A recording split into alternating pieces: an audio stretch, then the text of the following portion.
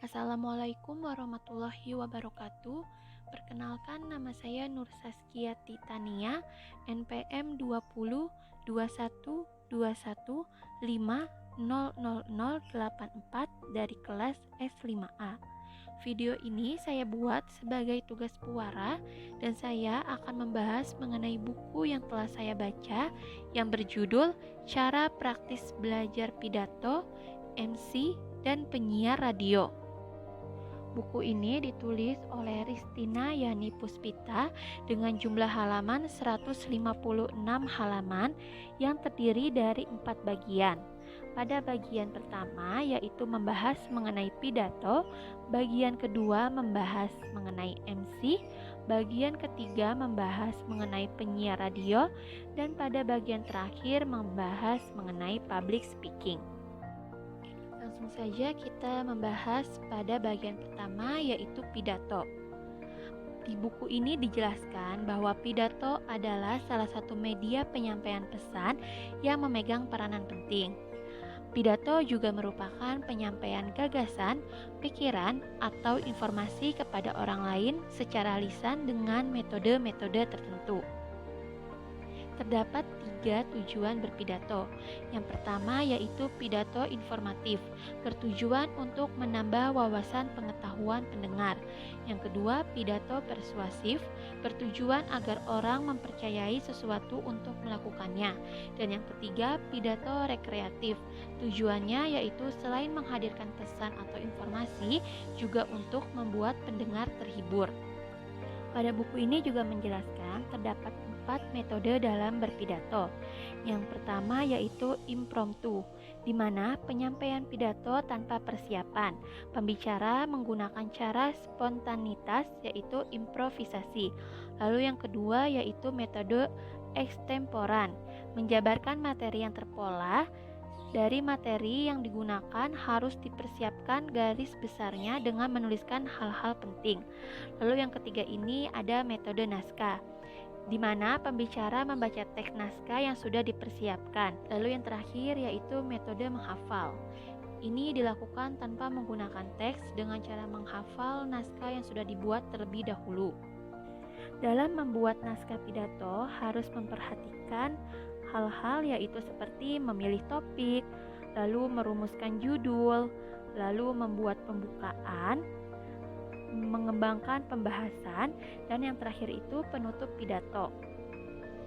Pada bagian kedua yaitu membahas mengenai MC atau Master of Ceremony. Nah, MC adalah seseorang yang mengatur rentetan atau jalannya sebuah acara secara teratur dan rapi. Di buku ini juga dibahas bahwa MC berperan penting dalam menciptakan suasana yang hangat, nyaman, dan mampu menghibur. Seorang MC harus bisa menguasai agenda acara, lalu harus bisa menghadapi kejadian di luar rencana, seperti ketidakhadiran pengisi acara. Lalu seorang MC juga harus kompak dengan partner. Hal ini dimaksudkan agar suasana menjadi meriah. Lalu seorang MC menggunakan cue card. Pada bagian ketiga mengenai penyiar radio.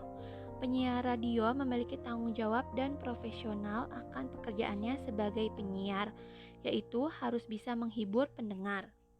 Harus juga bisa memiliki seni berbicara sehingga pendengarnya terhibur dan nyaman.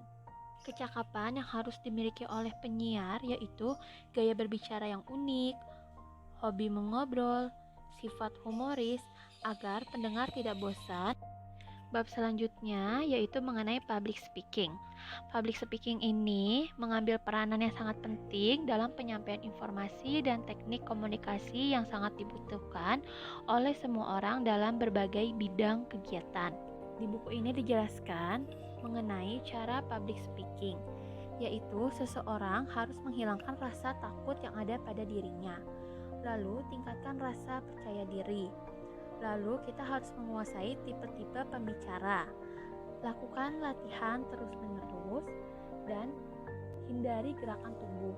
Jadi pada saat public speaking, yaitu kita harus menghindari gerakan tubuh yang tidak semestinya dilakukan. Lalu mengatur suara, lalu pendengar tidak tertidur. Kita harus pastikan bahwa pendengar saat kita melakukan public speaking tidak tertidur.